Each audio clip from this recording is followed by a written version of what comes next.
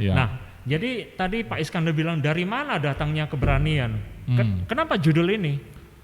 Judulnya, apakah menurut Pak Ciko tidak berhubungan dengan asuransi atau gimana Pak Ciko? Nah ini kita semuanya mau tahu ini ya. Tadi saya berpikir juga begitu. Ya. Apa hubungannya keberanian sama bisnis asuransi jiwa? Oke. Nah, untuk teman-teman yang menyaksikan juga di Zoom, kelebihan Anda bergabung langsung ketimbang Anda menonton siaran ulangan, teman-teman boleh interaksi. Ya, karena teman-teman kayak Pak Ciko langsung nanya saya ini, apa hubungannya keberanian dengan bisnis asuransi gitu kan? Terus apa yang terlintas di benak dia bisa ungkapkan di sini dan narasumbernya bisa jelasin gitu. Jadi teman-teman yang gabung di Zoom, kalau ada pertanyaan boleh langsung raise hand seperti biasa saja. Zoom-nya anggap aja seperti biasa. Teman-teman boleh lemparkan pertanyaan di kolom chat maupun di langsung buka mic gitu ya teman-teman ya. Oke, menjawab pertanyaan Pak Ciko, emangnya keberanian datangnya dari mana itu penting ya di dunia asuransi. Saya pilih judul ini sebagai inspirasi hari ini karena Pak Ciko, terlalu banyak agen-agen yang mengatakan saya nggak berani prospek. Nggak berani ya takut. Nah, Gitu ya? jadi mereka sebenarnya pengen tahu dari mana datangnya agar kita jadi berani prospek gitu loh. Oke. Iya kan? Saya melihat modal awal dari agen asuransi atau marketing apapun di dunia ini, yang pertama dia harus punya keberanian gitu loh. Bahasa Inggrisnya apa itu? Kamu Keberanian, harus punya courage. courage ya. Artinya bahasa Mandarinnya Yongkan. Yongkan. Luar biasa, kita belajar bahasa juga. Untung Jadi ada Guru kita Abdullah. benar-benar butuh itu teman-teman. Untuk lakukan bisnis apapun kita butuh yang namanya keberanian. Persoalannya tanda tanya, di mana saya bisa dapat keberanian?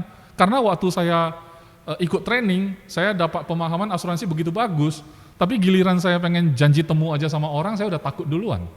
Nah, Nggak ada keberanian. Pengen beli, di mana ada jual keberanian, saya pengen beli gitu. sepertinya ini masalah klasik. Karena Klasik, saya kan? sering dengar para agen mengungkapkan komplain seperti ini. Nah, kalau saya tanya Pak Ciko balik, karena kita ini kan dua arah ya Pak Ciko ya. Bapak waktu baru pertama gabung jadi agen, kita flashback ke belakang gitu kan. Ya, Itu saya ingat. di usia berapa Pak? Itu tahun 2007. Usia berapa ya? Usia 60 ya waktu itu ya. Ah, Oh enggak. masa gitu. Usia Mungkin 20, 26 gitu. 26 berarti udah tamat kuliah waktu itu. Pastilah. Nah, pada saat itu, pada saat Pak Ciko itu bergabung gitu kan, apakah langsung berani prospek, berani ketemu orang, berani langsung ngomong asuransi gitu, atau awal-awalnya tuh nggak berani? Karena pengalaman ini juga sangat berkesan. Jadi rasa takut itu ada. Ada ya? Ya. Berarti normal ya kalau misalkan agen-agen baru gabung, kemudian dia ketakutan gitu mau prospek disuruh, lu telepon lah Ya. saudara lu gitu kan. Biasanya nggak takut. Tapi gara-gara ada embel-embel mau tawarin asuransi langsung jadi takut Ya, duluan. karena gitu. ada embel-embel saya mau menawarin sesuatu. Ya. Mungkin perasaan seperti takut tidak Iya. diterima, takut tidak disambut dengan Betul. baik gitu loh. Iya, jadi ketakutan itu yang kita mau atasi teman-teman. Oleh sebab itu, untuk membahas keberanian datangnya dari mana, saya membahasnya terbalik ya Pak Ciko ya. Saya membahas kenapa orang takut. Supaya kalau kita terjawab pertanyaan kenapa orang takut bisa terjawab, maka sisanya adalah keberanian. Gitu. Saya dulu pernah membaca sebuah artikel, keberanian datang dari ketakutan. Luar biasa Pak Ciko. Tapi ya saya setuju. Karena keberanian dan ketakutan itu hal yang sama. Nah, Hal itu yang dia. sama sebenarnya. Karena itu adanya di dalam perasaan kan. Ya. Hal itu tidak dari logika melulu gitu. Walaupun ada hitung-hitungan logika, Oke. kalau setelah saya hitung-hitung ini berisiko banget jadi takut misalnya. Oke. Setelah saya hitung-hitung ini masuk akal, saya jadi berani. Oke. Tapi sebenarnya adalah mungkin dari secara hitungan logika misalnya bisa juga memicu kita menjadi punya perasaan Oke. berani dan takut. Tapi berani dan takut sama-sama adanya di perasaan, Oke. bukan di logika kan begitu. Logikanya cuma terpakai untuk hitung-hitungan gitu ya. Jadi Nah, kenapa takut? Begitu. kenapa takut? Yang pertama, saya ingin bahas orang takut itu karena dia tidak tahu gambar besarnya Pak Ciko. Saya kasih ilustrasi.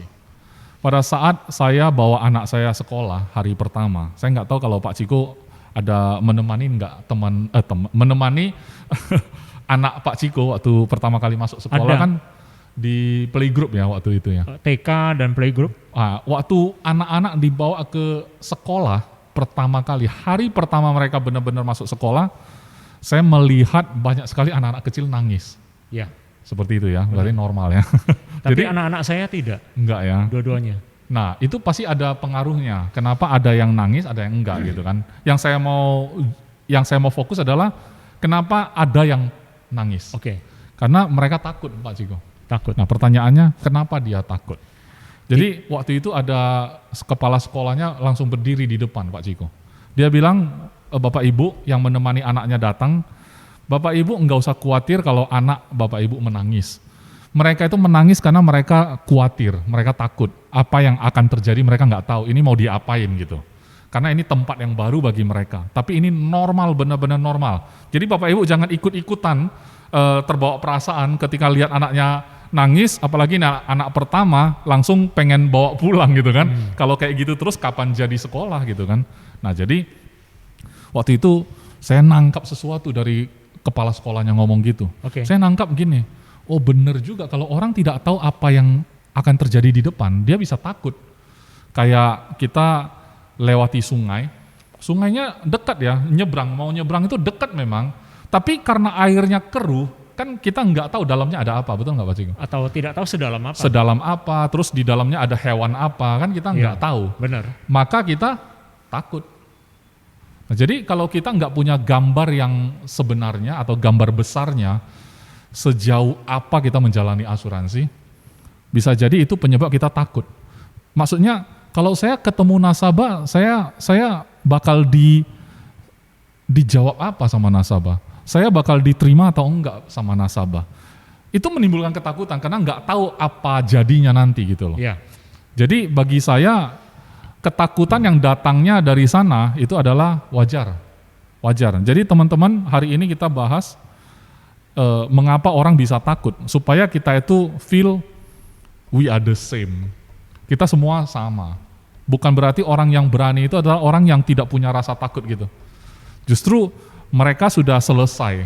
Maksudnya mereka sudah mengatasi rasa takut itu sehingga mereka jadinya berani sekarang. Ya. Sudah ngerti duduk persoalan. Mereka sudah dapat gambar besarnya, Ya. udah nggak takut. Coba kalau kita lihat sungainya rupanya airnya jernih. Ya. Dalamnya bisa kelihatan juga. Terus ada apa di dalamnya? Ternyata dasarnya cuma bebatuan. Berani nggak kita nyebrang? Pasti berani. Jadi berani. Berarti gambar besar membuat kita berani. Solusinya supaya kita menjadi berani, rasa takut itu. Jadi kita klarifikasi. Bagaimana di dalam bisnis asuransi mengklarifikasi supaya dapat gambar besar asuransi? Teman-teman boleh tanya leader gitu. Tanya leader. Tanya leader, karena dia sudah jalani duluan. Kayak sungai tadi dia sudah nyebrang duluan. Oke. Jadi dia tahu di dalam sungai itu ada apa aja. Jadi kita hemat waktu kan. Ketimbang kita takut-takut sendiri. Akhirnya apa? Enggak prospek. Akhirnya enggak nelpon. Akhirnya enggak chatting. Akhirnya enggak prospek gitu lah. Akhirnya ya enggak ada hasil gitu.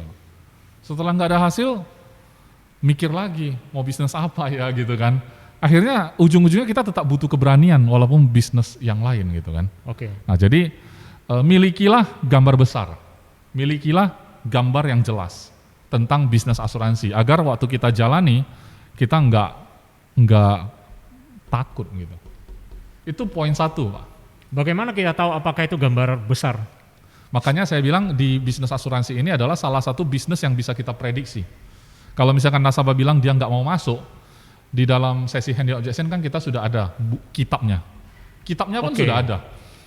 Kalau orang tidak percaya sama asuransi, apa jawabannya? Kalau orang tidak punya duit, dia bilang jawabannya apa? Terus dia bilang dia tidak butuh, jawabannya apa? Dia bilang tidak mendesak sekarang, jawabannya apa?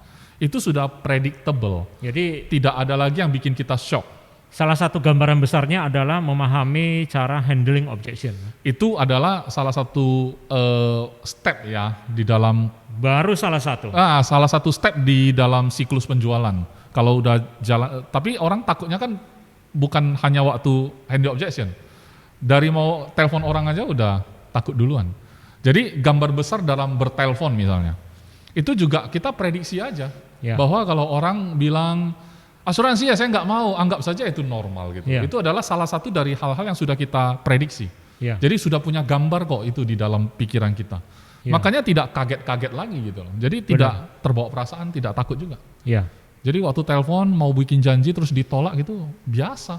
Oke. Makanya kalau kita udah atasin ini Pak Ciko, kita jadi agen-agen yang kata orang kok lu berani sih gitu loh. Padahal kita berangkat dari takut juga awalnya. Atau seperti lu semua bisa jawab gitu. Nah itu kan datangnya dari perjalanan kan. Oke. Karena ada poin-poin berikutnya Pak Ciko. Oke, kita lanjut dulu. Yang tadi kan gambar besar ya, poin Satu pertama. ya.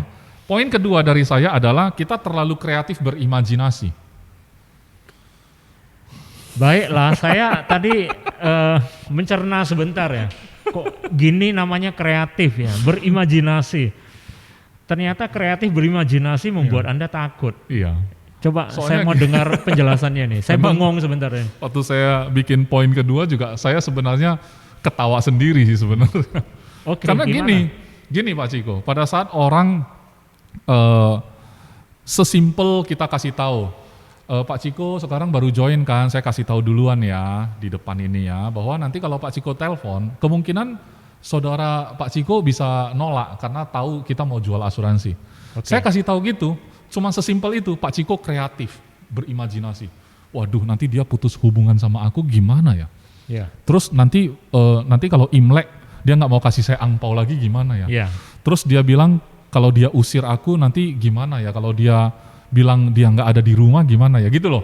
Ya. Jadi jadinya itu serem gitu loh. Saking kreatifnya berimajinasi bisa jadi serem. Akhirnya apa? Akhirnya nggak usah telepon deh. Karena kalau supaya gambar ini nggak muncul, supaya resiko ini nggak ada, mendingan nggak usah prospek. Terlalu banyak berpikir akhirnya tidak jalan. Kreatif dia, Ya. terlalu berimajinasi. Ya, akhirnya orang-orang yang terlalu kreatif dalam berimajinasi itu bisa takut sendiri. Tapi Ya. di sebalik itu kalau kita bisa atasi ini, teman-teman, justru kita bisa jadi berani. Kenapa? Begitu liarnya fantasi kita, kenapa nggak kita kendalikan? Maksudnya gini, Jadi sebelum bertemu orang atau situasi itu, agen-agen ya pada berpikir macam-macam ya, berasumsi, menghakimi macam-macam betul, orang atau situasi yang bakal dihadapi. Betul. Padahal itu tidak nyata ya. belum tentu gitu Belum loh. tentu ya. Memang itu bisa terjadi, tapi kalau nggak terjadi gimana? Kan gitu kan. Jadi maksud saya kalau memang kita bisa berpikir kreatif, berimajinasi kayak tadi itu, kita ciptakan seseorang jadi sangat menakutkan banget. Kenapa kita nggak ciptakan juga dalam imajinasi kita, ternyata orang itu begitu suportif, Begitu lancar, begitu lancar gitu. indah. Ya. Betul. Jadi kalau memang itu bisa membuat perasaan kita jadi takut dan bisa buat jadi berani, kenapa kita nggak pilih Ya sebaliknya. sebaliknya? Sama-sama kita berfantasi, Benar. sesuatu yang belum pasti juga kan. Dia belum pasti terima, tapi kita andaikan kalau dia terima gimana. Terus Ya. dia belum tentu tolak, tapi kita bayangkan kalau dia menolak gimana. Itu kan namanya kreatif berimajinasi. Nah teman-teman dimanapun Anda berada ketika mendengarkan penjelasan ini, Anda pasti berpikir, apakah ini saya? Apakah ini saya banget?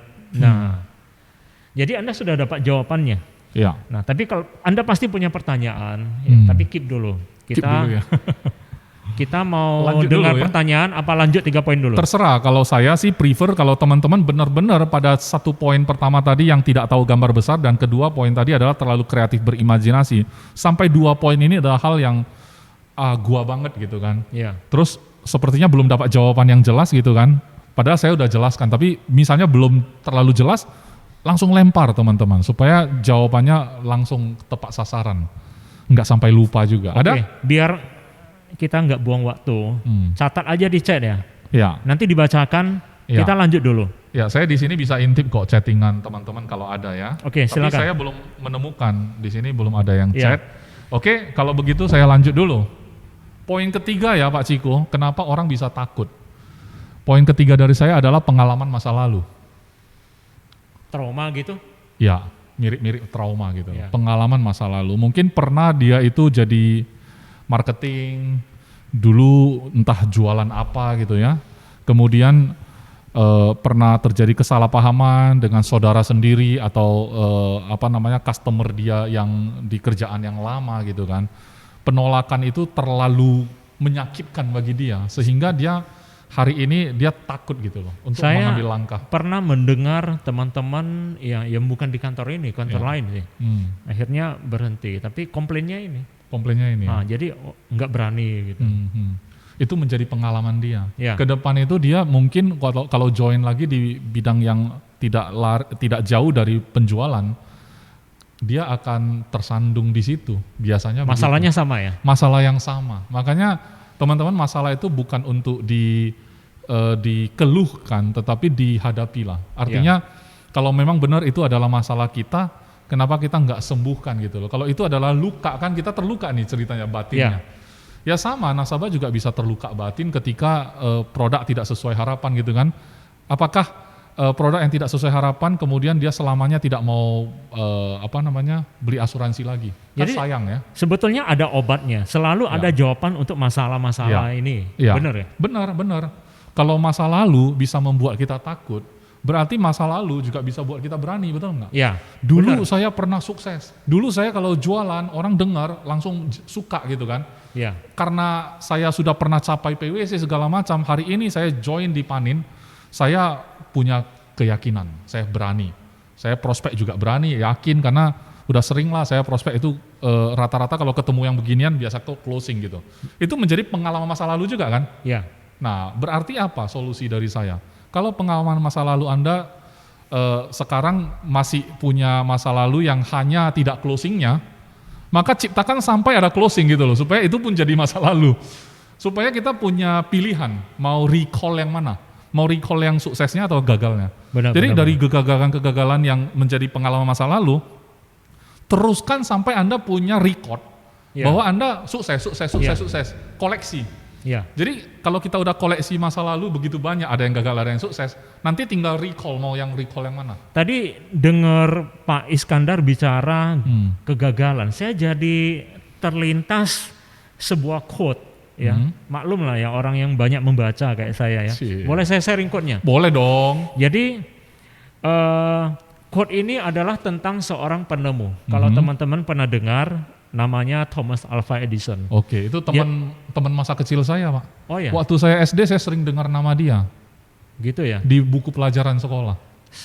Di buku, saya pikir beneran teman masa kecil. Kalau gitu umurnya udah hampir 200 tahun ini. Oke, terus? Nah, jadi quote beliau ini adalah bahwasanya beliau ini gagal 10.000 kali dalam menemukan bola lampu. Jadi dia coba terus ya? Ya, dan apa jawaban beliau? Dia tidak gagal. Dia menemukan 9.999 cara dari bahan-bahan yang tidak bisa untuk dibuat bola lampu. Berarti bagi dia twist ya, artinya kita lihat sih gagal, tapi dia twist bahwa dia berhasil menemukan cara yang salah. Benar, dia justru menemukan jawaban atas apa yang bisa dan tidak bisa, apa yang boleh dilakukan dan apa yang tidak boleh dilakukan. Kalau gitu kan asik ya.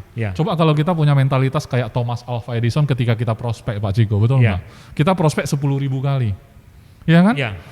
Sebenarnya apa yang dilakukan Thomas Alva Edison dengan apa yang dilakukan agen asuransi sebenarnya sama.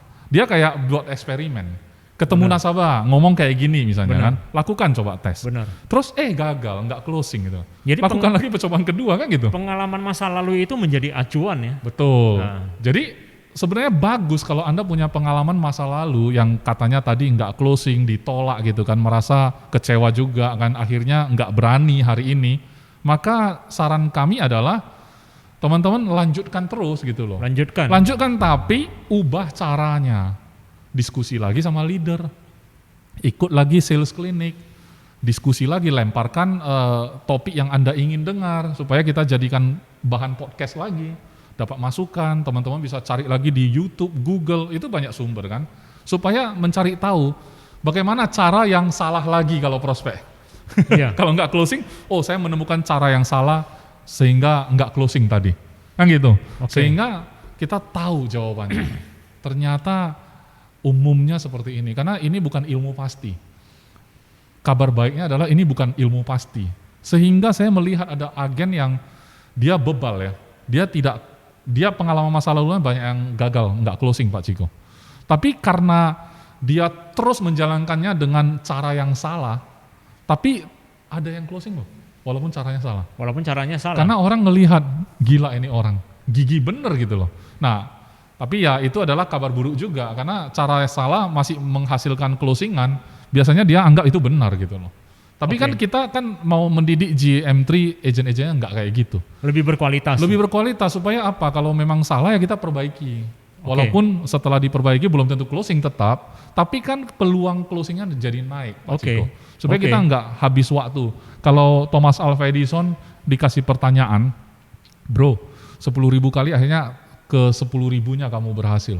Misalnya ke 5.000 aja udah berhasil, lu mau nggak? Pasti dia mau kalau tahu gitu. Mau. Caranya. Kan gitu kan. Mau. Tapi berhubung waktu itu Thomas Alva Edison mungkin nggak ada mentor yang sudah melakukan percobaan itu sebelumnya. Jadi dia kan yang merintis kan. Dia Iya. coba-coba. Karena ya. tidak pernah dilakukan orang lain Betul. Coba kalau hari ini kita mau bikin bola lampu lagi dan terus Thomas Alva Edison duduk di sebelah kita. sebelumnya. Iya. Tentu dia kasih tahu, nggak usah lagi coba cara itu kan Iya. gitu kan. Ini bahannya. Gitu Ini ya. saya sudah tahu ini cara yang salah, lu nggak usah lagi gitu loh. Iya. Ini dulu, baru kembangin lagi Iya. gitu loh. Saya berharap Pak Ciko, saya berharap teman-teman semua yang bergabung di GAM3, Anda lebih hebat closing dibandingkan leader-leader Anda. Kenapa? Karena leader Anda kan sudah kasih tahu caranya. Otomatis Anda sudah bisa merangkum dan Anda bisa meracik lagi cara yang lebih advance ya, lebih maju lagi gitu. Ya kan, Oke. apalagi anak-anak muda ya. Oke. Nah, ini poin ketiga ya. Hmm. Teman-teman, dari penjelasan 3 poin itu teman-teman masih ikut ya, masih Ya. follow ya. Sebetulnya saya ketika periksa absensi ini sudah ada 270 peserta. Wow. Dan saya kira ya ada seorang senior ya, Mhm. pakar manajemen senior di Kota Medan juga bergabung dengan Oh kita. ya? Wah, Kita saya tersanjung. sapa beliau lah ya. Jadi Pak Tan, terima kasih bergabung dengan kita ya. Iya. Nah, sambil pantau ya, mudah-mudahan juga bisa sharing petunjuk ya untuk kita. Ya, nah, oke, kita Iya. lanjut. Lanjut. Oke. Jadi saya positive thinking, kalau teman-teman tidak lemparkan pertanyaan, hanya 2 kemungkinan kan, benar-benar sudah paham karena penjelasannya jelas, atau benar-benar nggak paham jadi nggak tahu mau tanya apa.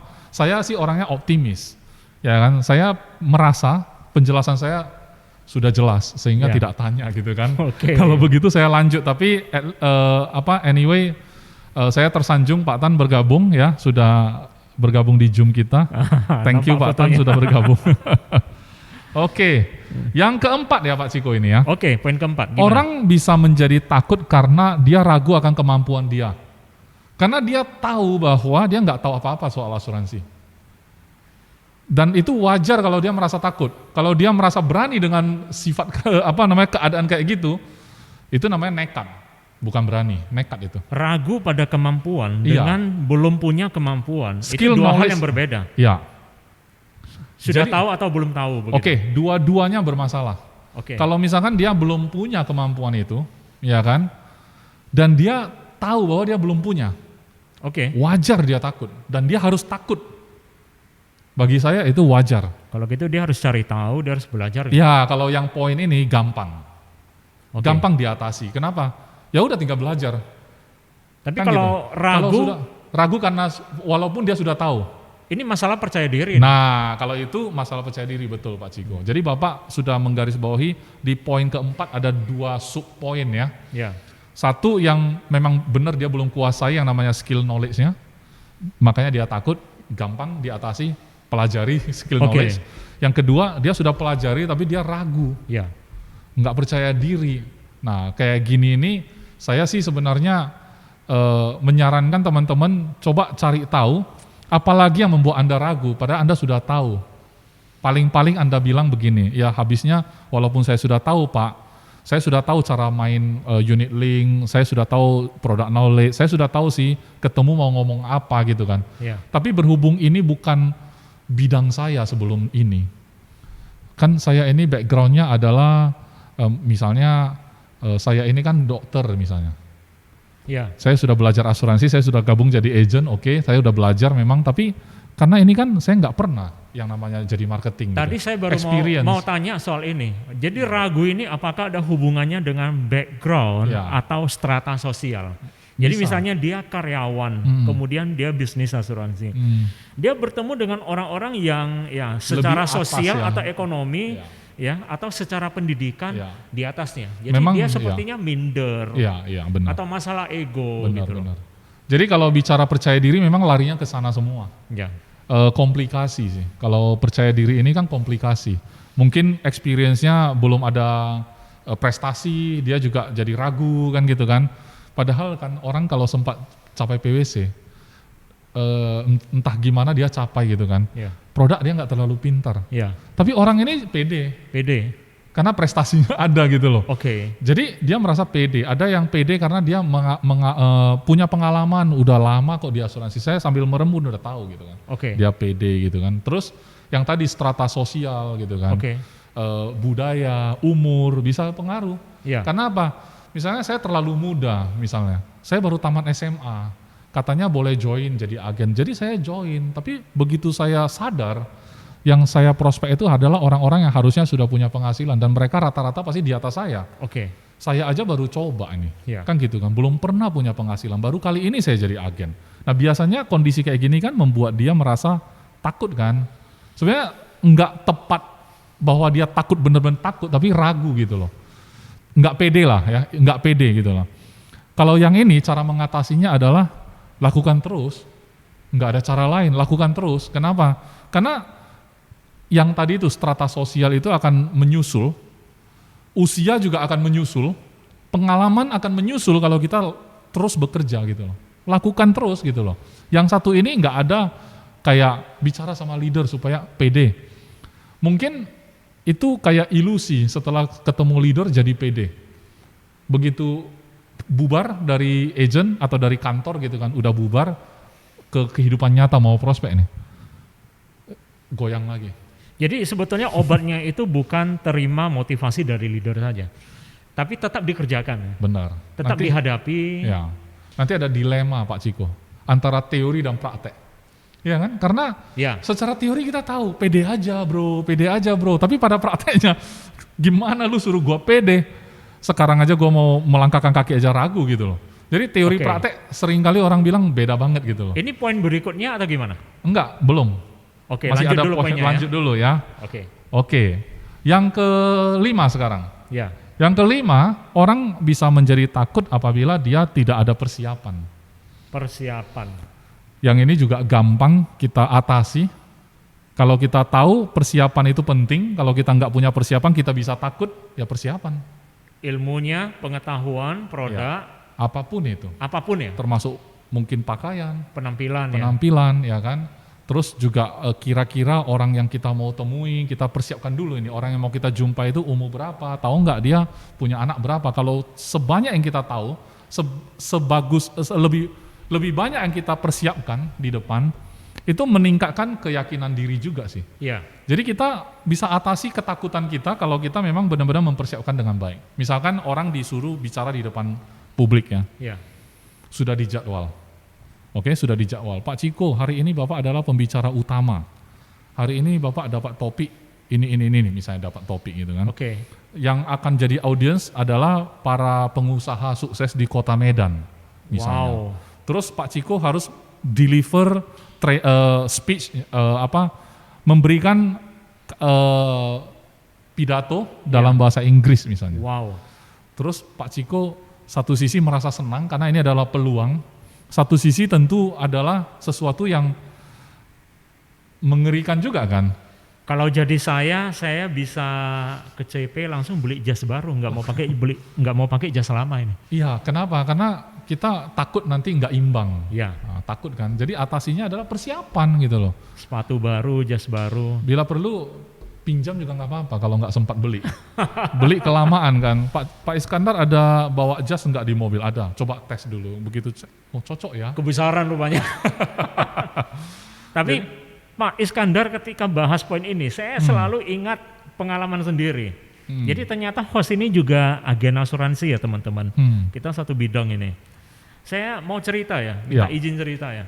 Silakan. Tentang persiapan. Oke. Jadi bertemu nasabah, saya kira nasabah ini penting gitu loh. Oke. Saya anggap ya, artinya saya anggap penting. Kenapa? Strata sosial pasti ya, pengusaha di atas saya. Oke.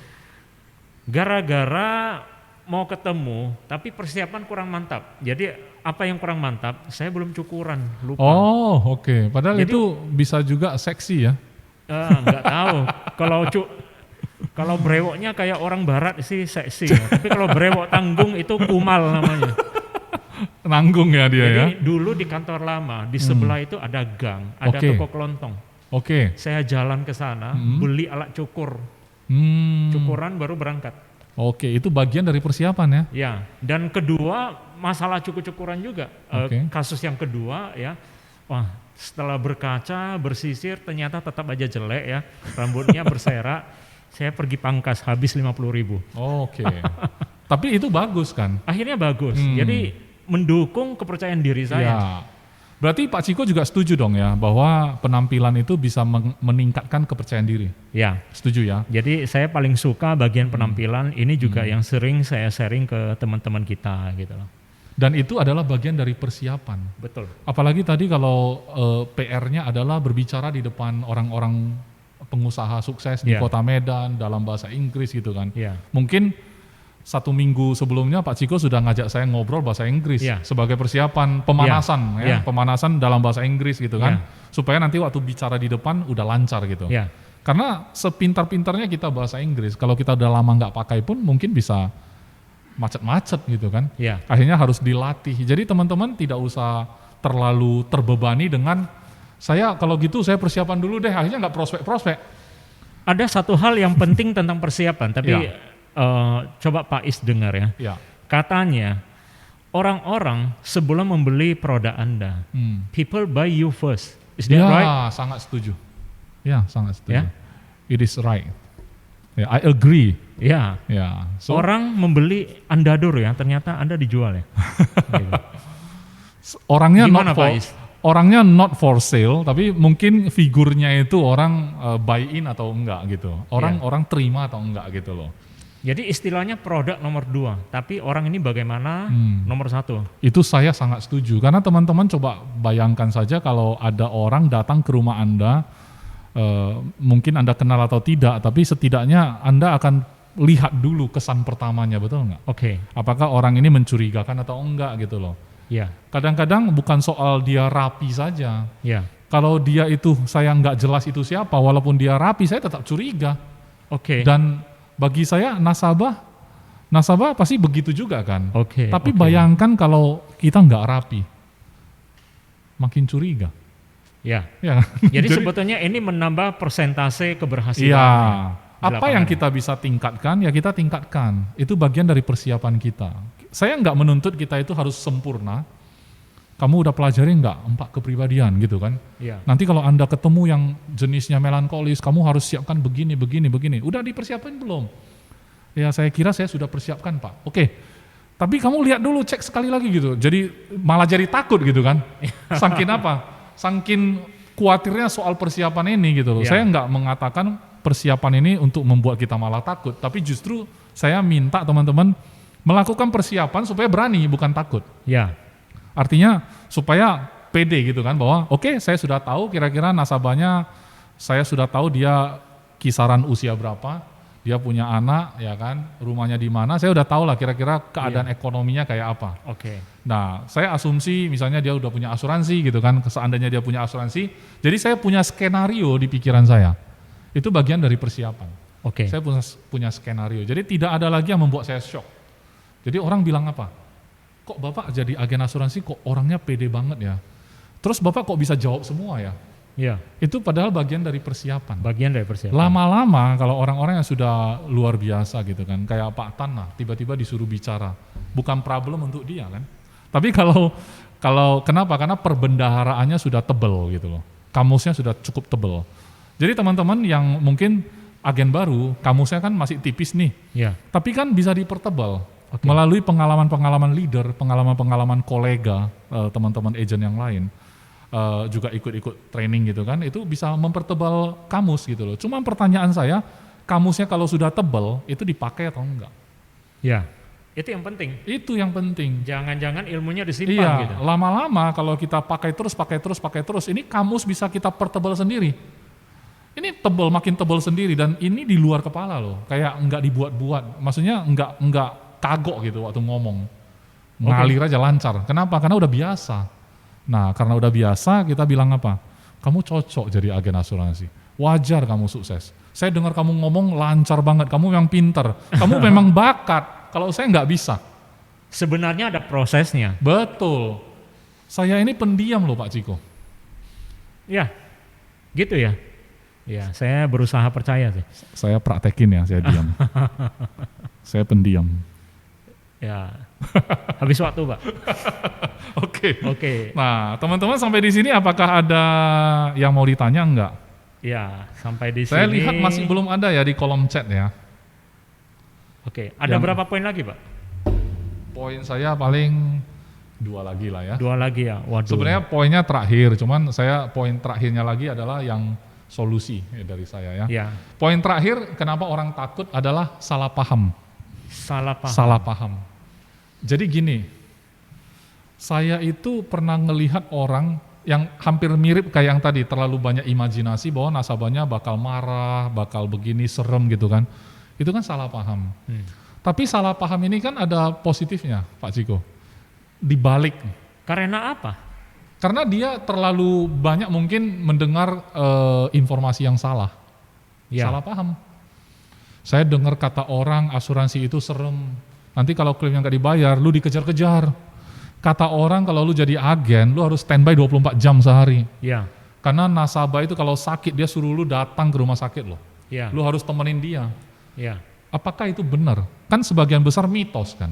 ya. Itu Saya pernah bagian- dengar juga. Bagian dari salah paham menurut saya. Karena kesalahpahaman itu kita pelihara, kita nggak klarifikasi, itu menumpuk jadi kamus juga, tebel juga. Kita Nah kalau udah tebel, itu jadi momok, ya kan? Ya, kita yakin itu benar gitu. Kita yakin itu benar, padahal salah paham. Oke. Tapi sebaliknya kesalahpahaman yang terbalik itu membuat kita jadi pede, berani. Ya kan? Buktinya ada orang yang punya paham yang salah, namanya salah paham. Pahamnya salah, akhirnya melakukan yang salah tapi dianggap benar. Berani nggak orang-orang kayak gitu? Berani aja. Berani, mati pun berani. Ya. Kenapa? Ada pahamnya gitu loh.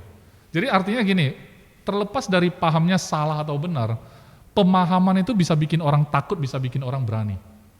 Bagi saya, di dunia asuransi itu kebanyakan paham yang salah yang bikin orang takut. Ya. Kalau pahamnya benar, nggak ada yang ditakuti. Oke. Karena bisnis asuransi kenyataannya adalah membantu orang. Bisnis asuransi kenyataannya adalah membuat orang terlepas dari bencana finansial ketika terjadi resiko kehidupan. Nah, Itu yang benar. Nah. Kenapa bisa terbalik sampai kita itu kayak seolah-olah ini adalah bisnis yang paling susah. kalau membantu orang kenapa takut? Nah itu, karena pahamnya salah. Oke. Dia merasa dia butuh bantuan nasabah. Oke. Pahamnya salah. Saya butuh bantuan nasabah supaya dia jadi nasabah, supaya saya terangkat ekonominya. Itu paham salah. Jadi solusinya bagaimana? Jadi solusi saya adalah rasa takut itu bukanlah sesuatu yang harus kita hindari, tapi kita perlu arahkan saja Pak. Seringkali kita berulang-ulang sudah mengatakan, kalau kita takut mau prospek, kita takut ya kan, pakailah rasa takut itu ke arah yang tepat, bukan arah prospeknya yang kita takuti. Tapi kita takut kalau misalkan kita nggak bisa angkat derajat ekonomi keluarga kita. Kita takut kalau saya nggak bisa berikan penghasilan yang layak untuk keluarga saya. Saya takut kalau saya nggak bisa memberikan yang terbaik untuk anak-anak saya. Saya takut, sehingga saya berani prospek. Arahkan saja gitu loh. Karena kalau kita suruh jangan takut itu nggak mungkin. Nggak mungkin. Bagi saya motivasi ini begitu besar. Jadi Ya. takutlah tidak dapat memenuhi tanggung jawab cinta. Ya, Wow. takutlah Anda nggak bisa penuhi janjimu kepada keluargamu. Saya sih berpikir seperti ini. Teman-teman, dimanapun Anda berada, apakah Anda berpikir seperti ini? Ya. Apakah Anda takut karena hal-hal seperti ini atau tidak? Coba kita renungkan bersama. Coba kita renungkan ya. Pak Iya. Iskandar ajak merenung ini. Tapi memang kalau dipikir-pikir ya tidak jauh-jauh dari sana kan Pak Ciko. Artinya orang takut, kadang-kadang berdasar. Ada dasarnya, tapi dasarnya salah. Bisa juga orang berani karena dasar yang salah juga. Bagi saya takut karena tanggung jawab cinta itu lebih menjadi motivasi yang besar. Iya, jadi rasa takut ini diperlukan Pak Ciko. Ya, Jujur, saya bilang rasa takut ini perlu kita pelihara, tapi diterapkan di tempat yang harusnya kita takut. jadi saya dapat sebuah gambaran besarnya. Jadi Ya. kalau kita menyelesaikan tanggung jawab besar, kita Ya. melihat masalah yang lebih besar. Ya, Hal-hal remeh atau hal-hal yang kecil di belakang itu otomatis selesai. ya, Jadi kita akan cari tahu bagaimana caranya supaya betul, bisa, betul. bagaimana caranya supaya lancar, Ya, betul. atau tidak takut, gitu ya Pak? Betul. Jadi ada satu yang saya baru teringat ya. Kalau Pak Ciko pernah nggak dulu waktu kecil, kan katanya sakit perut, Ya. pegang batu kan, Pegang batu. pegang erat-erat gitu kan, kantongin atau apalah gitu kan, Saya supaya nggak pernah. atau cubit tangan, kan sakit perut nih, cubit tanganmu sendiri gitu kan. Sakit perut ya pegang perut ya, tapi Pegang perut, itu itu kan zaman reaksi. yang berbeda saya rasa ya. Itu milenial yang berbeda. Itu lebih ya. kurang 100 tahun yang lalu mitos mengatakan begitu. Mungkin. Ternyata mereka itu mengalihkan perhatian. Jadi rasa sakitnya itu dia mau buat rasa sakit di tempat lain yang lebih sakit gitu loh. Jadi Seperti tangan yang sakit gitu. artinya dia merasa oh ini jauh lebih sakit. Jadi ini nggak seberapa. Ya. Jadi maksudnya kalau memang kita itu takut ditolak nasabah, harusnya kita punya rasa takut yang lebih besar, yaitu anak kita ditolak di sekolah yang baik, Wow. di sekolah yang mahal. Jangan sampai anak kita ditolak di sana, kan gitu kan. Sekolah itu bagus gitu loh, tapi Iya. karena kemampuan ekonomi tidak memungkinkan sehingga kita terpaksa mengurungkan niat anak kita. Nah, Ja- anak kita ditolak di sekolah itu karena kita nggak cukup mapan gitu misalnya. Iya. Itu kan ketakutan yang lebih besar harusnya. Ya. Dan harusnya kita itu ketakutan bisa mengalahkan ketakutan kecil-kecilan kayak takut prospek gitu kan. Iya. Itu kan takut yang lebih kecil. Ya. Harusnya kita terobos itu. Karena ada jauh lebih besar lagi yang perlu kita takuti gitu loh. Nah, itu mungkin salah satu tips. Ya, sebenarnya ini menjawab begitu banyak hal ya. Kalau saya sih sangat jelas. Tapi bagaimana dengan teman-teman? Nah, teman-teman masih ada tentang solusi? Ya, solusi saya di situ, tapi saya punya satu kegalauan hati Pak Ciko. Apapun yang kita bahas selalu yang tadi ya, hal yang tadi kita sempat pending sebentar antara teori dan praktek. Nah, itu Karena kan kita bahasnya enak ya, ringan. Alah Pak Ciko kan udah PwC, udah biasalah, closing juga pernah, closing case gede gitu loh. ya. Karena jawaban dari antara keberanian dan ketakutan dan bagaimana cara mengatasinya. Akhirnya ujung-ujungnya ini semuanya jadi segudang teori gitu. Betul, betul. Nah, persiapan, Ya. belajar, skill dan lain-lain. Betul. Nah, saya sering melihat teman-teman agent ya, Ya. yang dari baru, mungkin yang senior juga ada agent lama. Nah, belajar juga sudah banyak Ya. gitu loh. Mungkin kalau action tidak tahu lah ya. Kadang-kadang mungkin ketemu masalah baru datang, kita tahu orang memang ada action gitu. Ya. Tapi sebetulnya ada dilema yang lain tentang mau belajar sampai kapan gitu loh. Teorinya mau dikumpulkan sampai kapan? Iya. Prakteknya bagaimana? Ya. Mana duluan ya? Nah itu. Praktek, teori, praktek. Iya. Padahal ya teori yang kita pelajari adalah hasil praktek-prakteknya orang terdahulu dijadiin teori. Ya. Padahal tapi kita hari ini kalau nggak ada teorinya kapan bisa kita praktekin, orang kita nggak tahu apa-apa. Jadi sebenarnya betul pertanyaan Pak Ciko, teori atau praktek duluan gitu kan, yang benar itu kayak apa? Ayam atau telur gitu kan, kita nggak tahu. Nah sekarang berhubung kita cuma berdua Pak Ciko. Karena ada orang di dua sisi ini, orang yang percaya bahwasanya teori itu harus lengkap, prakteknya baru bisa benar. Tapi ada orang yang di sisi lain, bahwasanya teori itu ala kadarnya saja, tapi yang penting actionnya dibanyakin, prakteknya dibanyakin. Dan baru ada hasil kan gitu ya Ya. katanya. Teori terus belum tentu ada hasil kan? Ya, jadi plus minusnya ini bagaimana sebetulnya? Nah, supaya saya ini tidak bicara hanya saya dan Pak Ciko, saya pengen minta pendapat teman-teman dong yang ada di Zoom gitu kan. Anda kan sudah masuk nih, coba kasih pendapat. Kalau menurut Anda teori sama praktek mana duluan? Berarti Bu Rita Masli tidak menyimpulkan mana duluan yang benar ya. Yang penting yang Ibu Rita Masli sudah jalani adalah praktek dulu kemarin gitu ya. Oke, itu yang Ibu Rita Masli jalani. Enggak apa-apa. Di sini enggak ada salah benar. Nanti saya juga akan kasih pendapat saya.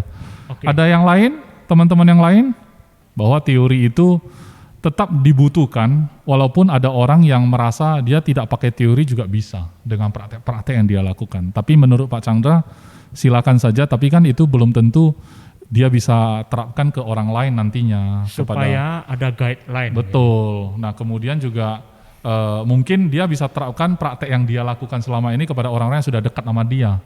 Dia nggak tahu lagi berikutnya kayak apa gitu loh, kalau dia nggak belajar teorinya gitu ya. Ya. Oke, siapa lagi? Pak Ciko? Ada lagi teman-teman yang mau beri pendapat, coba saya tunjuk ya. Tunjuk aja Pak. Saya tunjuk aja ya. Bu Aswan ada? Ada, ini saya lihat namanya ada. Ada ya? Aswan. Halo Aswan. Aswan ada? Kita tunggu Lagi sebentar sibuk ya. Dia di rumah sakit, mungkin nggak terlalu nyaman ya. Gitu ya? Oke, nggak apa-apa. Tapi saya pengen tahu dong Pak Ciko, kalau menurut Bapak gimana tuh? Teori dan praktek. Ya, saya dengar beberapa opini teman-teman. Kalau menurut saya keduanya itu perlu bersamaan. Berarti tidak ada mana yang lebih penting? Tidak Ini ada. bukan plus minus mana yang harus berat sebelah. Oke. Jadi ini harus jalan bersamaan. Oke. Nah, karena kalau praktek melulu, orang-orang cenderung bisa melenceng Ya. atau kehilangan arah. Ya. Tapi kalau dia punya teori yang sepadan dengan prakteknya, actionnya, dia bisa tetap on the track Oke. atau sesuai jalur menuju target, Oke. gitu loh.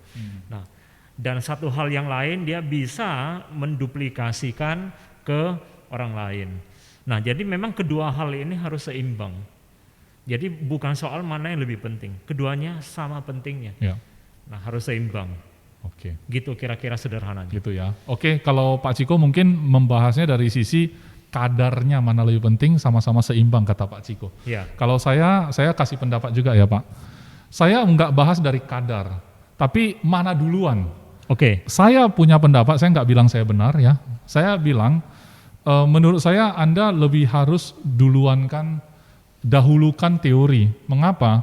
Karena kalau kita ada teori sebagai guideline, waktu kita praktekin, mungkin ada hal-hal yang sedikit berbeda di lapangan pelaksanaannya dibandingkan teori yang kita belajari. Ya. Tapi sebagian besar karena teori ini sudah dihasilkan oleh orang-orang yang sudah melakukannya terlebih dahulu, maka kita menghemat waktu banyak Pak Ciko. Benar. Banyak waktu yang kita hemat untuk menghindari kesalahan-kesalahan yang nggak penting. Ya. Karena udah jelas cara menemukan bola lampu tidak boleh pakai cara ini misalnya. Ya. Tapi kita coba-coba sendiri, praktek terus. Akhirnya kesalahan-kesalahan Thomas Alva Edison kita ulangi lagi. Jadi kita nggak ada shortcut jadinya. Padahal teori itu dibuat supaya kita bisa lebih cepat lagi, menghemat waktu, lebih efisien, Benar. lebih efektif. Oke. Oleh sebab itu, tapi benar kata Pak Ciko, saya setuju juga bahwa kadernya sama penting. Kenapa? Kalau kita belajar terus teori, nggak pernah kita praktekin, bagaimana kalau Anda dapat teori yang salah? Apakah Anda tahu? Ya. Tidak bisa membuktikan teori itu. Betul. Jadi maksud saya adalah kalau leader Anda bilang asuransi itu gampang, jangan percaya. Ya. Praktekin. Praktekin ya. Praktekin supaya Anda tahu ternyata memang gampang kan gitu ya. Benar. Memang gampang. Nah, jadi Anda buktikan sendiri kemudian Anda lihat, oh ternyata benar nih gitu loh. Kalau Anda sudah setuju sama teori tersebut, maka Anda bisa wariskan lagi ke tim Anda berikutnya gitu loh. Jadi teori itu sebenarnya dibuat oleh orang-orang yang sudah praktek sebelumnya. Oke. Nah, setelah itu barulah kita tinggal kembangkan dari teori yang sudah ada gitu loh. Sehingga pada ujung-ujungnya Anda bisa menciptakan teori lagi. Supaya apa? Supaya generasi berikutnya itu legacy loh. Ya. Teori itu legacy orang gitu Bisa loh. menikmati pengalaman kita. Betul. Jadi orang itu akhirnya mendapatkan satu kayak Manfaat. Esensi. Ya bahasa Indonesia. Intisari. Jadi teori itu kayak intisari pengalaman-pengalaman. Jadi Oke. kalau misalnya teori asuransi kayak apa gitu kan, itu sudah hasil dari Benar. bertahun-tahun gitu loh. Jadi Anda nggak usah jalani lagi kesalahan-kesalahan yang serupa. Itu pentingnya teori. Jadi nanti akan beda ketika orang start dari praktek. Bu Rita Masli sebenarnya kalau saya dengar tadi cerita dia bahwa dia praktek langsung gitu kan. Bagi saya pasti leadernya Ibu Nurni walaupun tidak ada training-training formal waktu itu, langsung diajarin Bu Nurni itu teori juga. Ya. Cuman Bu Nurni menjelaskan teorinya secara langsung, Ya. tidak dalam format training. Ya. Tapi sebenarnya Bu Nurni juga memberikan teori. Coba kita klarifikasi, Bu Nurni, apakah Bu Nurni memberikan pengetahuan itu bukan bersifat teori waktu itu? Atau memang nggak pernah ajar teori sama sekali? Iya, karena dulu ya saat waktu Bu Rita mulai nggak ada training selengkap ini gitu ya Hmm. kan. Apalagi di zaman saya, zamannya Ibu Tio, mana ada training-training. Saya startnya juga langsung Berapa tahun dilempar. yang lalu itu waktu itu yang belum ada training-training lengkap? Kayaknya 25 tahun yang lalu ya. Bisa Oh, jadi. Bisa jadi ya. oh, kalau saya kan tahun 98, 97 ya. Nah, itu kan nggak ada udah training. 24 tahun itu. Wow, Heeh. benar ya tebakan saya.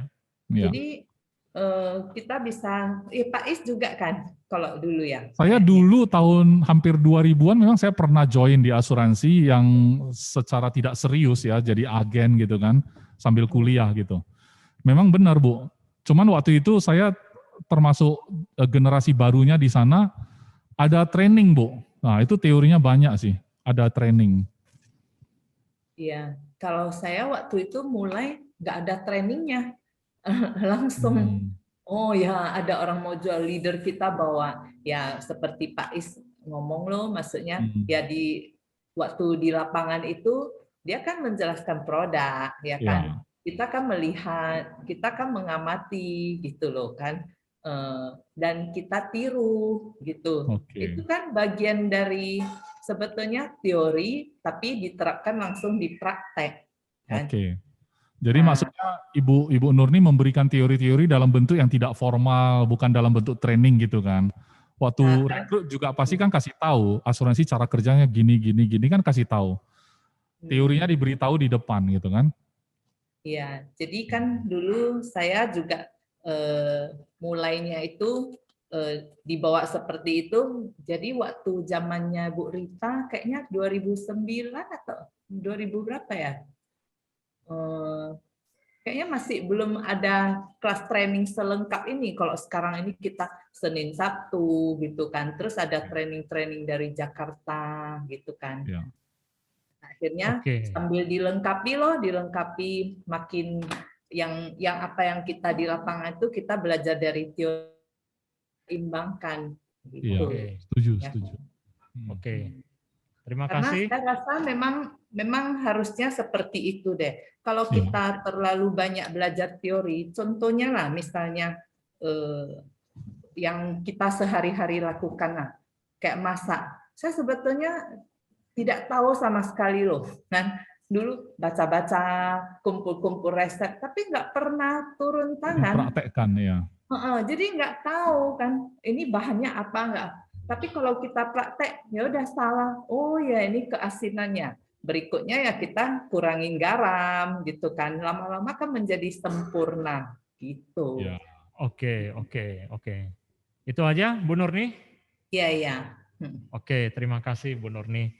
Jadi sepertinya Pak Is kita juga sudah sampai di penghujung sesi ya. Iya. Cuma saya kira kita punya sebuah kesempatan yang bagus ya. Saya juga tidak ingin menyanyiakan kehadiran seorang yang senior pakar manajemen di Kota Medan. Saya mencium bau-bau mau menodong orang ini ya. Iya, Mau jadi nodong orang. kesempatan ini sayang tuh dilewatkan. Mungkin Pak Tan boleh memberi tanggapan ya. Kurang lebih 5 menit lah ya Pak Tan ya. Pengalaman berharga beliau ya. Sekalian jadi penutup ya Pak Is. Ya. Oke, Pak Tan semoga berkenan coba Pak Tan ya sharing pengalaman Pak Tan untuk kita semua. Silakan Pak Tan. 5 menit bagi saya itu nggak cukup. Nanti kita atur satu sesi Pak, 1 jam. Mungkin 5 jam kali ya. Itu tadi mengenai praktek dan teori. Ini pertanyaannya itu masih perlu diperjelas. Ya. Didahulukan atau duluan ada? Kalau duluan ada. Tadi pertanyaannya sih didahulukan. Didahulukan yang mana? Kalau didahulukan pasti teori. Tapi kalau mana yang duluan ada adalah praktek. Jadi orang praktek dulu belum ada teori, dia praktek dan berhasil itu dia dijadikan teori. Teori, betul. Ya, jadi tergantung pertanyaannya. Jadi yang duluan ada atau apa yang diprioritaskan, gitu kan? Oke. Sekali lagi yang duluan ada itu adalah praktek. Tapi kalau yang didahulukan ya itu harus diprioritaskan itu adalah teori. Tanpa teori Ya, seperti Pak Is bilang tadi, teori itu adalah orang-orang yang sudah berhasil. Itu keberhasilan itu dicatat, maka dijadikan teori.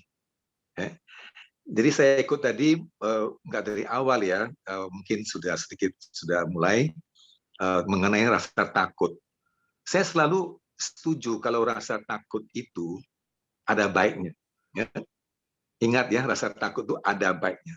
Memang orang bilang, ngapain takut? Takut itu nggak baik. Tapi kalau kita nggak pernah takut apa? Takut gagal, misalnya ya.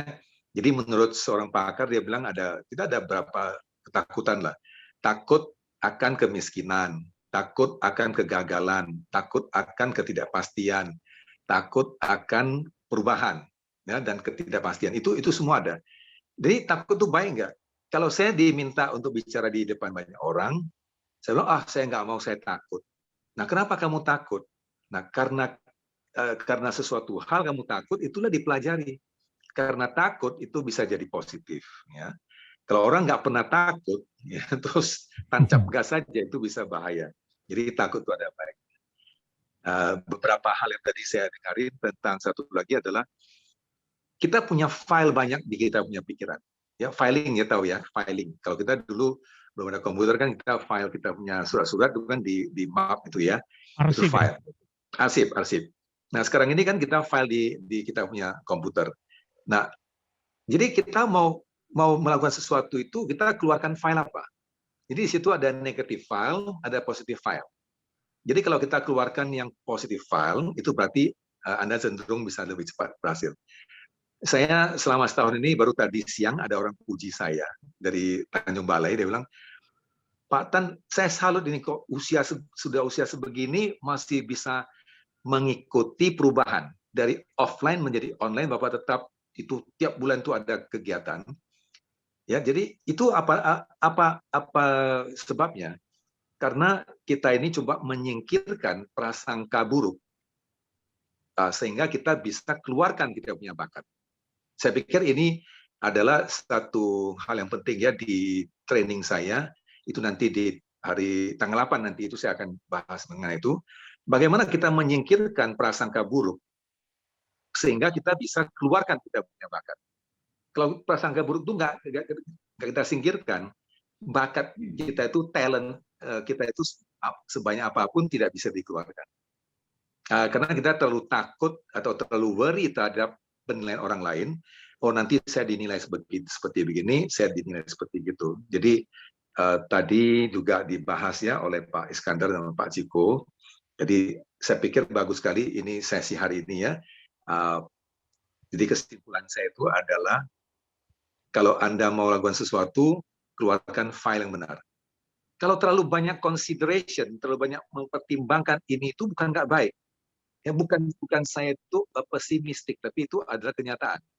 Perlu ada kekhawatiran. Itu kekhawatiran tidak bisa kita hindari. Nah, tapi kan selalu kita bilang, kalau Anda mau pergi mau prospek, kan pikirannya itu terus nanti kalau dia tolak bagaimana ya? Tadi Pak Iskandar ada cerita. Kalau nanti dia tolak bagaimana ya? Itu adalah you keluarkan negatif filenya. Tapi kalau you keluarkan positif filenya, nanti kalau dia terima bagaimana? Oh, kalau dia terima, aku langsung beli sate Padang. Ya, langsung beli martabak, saya enjoy di rumah. That is your positive file. Jadi sebetulnya chances-nya itu imbang, 50-50, tergantung you mau keluarkan file apa. Nah, setahun lalu saya berpikir, kalau saya buat training via Zoom ini, ada nggak orang mau beli? Nah, kalau saya keluarkan negative file, terus saya nggak akan mulai. Jadi keluarkan yang positif saja, ya, sehingga itu, walaupun bukan berarti Anda sudah keluarkan positive file, Anda itu sudah pasti berhasil. Bukan. Tetap harus consider, setiap perencanaan harus mempertimbangkan what if. Kalau ini terjadi bagaimana? Kalau orang belum tertarik bagaimana? Kalau orang menolak bagaimana? Itu semakin banyak Anda pikirkan, itu berarti mental Anda siap. Begitu kejadian penolakan, Anda sudah punya kamusnya. Ya, tadi juga pernah disinggung. Jadi Anda sudah punya jawaban-jawaban. Kalau nanti ditolak seperti ini, Anda keluarkan solusi apa, jawaban apa, itu sudah ada. Nah, terakhir sekali. 5 menit udah lewat mungkin ya. Siap, Pak, siap. Jadi gini, tentang PD, kan ada PD tadi kan? Nah, Ya. PD PD itu menurut saya itu adalah terdiri dari Anda punya pengalaman, Anda punya keterampilan, Anda punya pengetahuan. Ya.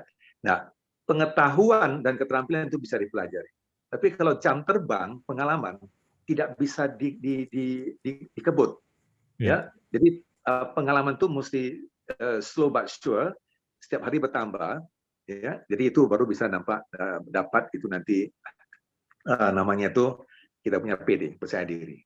Ya, ingat pengetahuan itu bisa diperoleh, keterampilan bisa diperoleh, tapi pengalaman itu mesti tunggu jam terbang yang udah banyak baru bisa.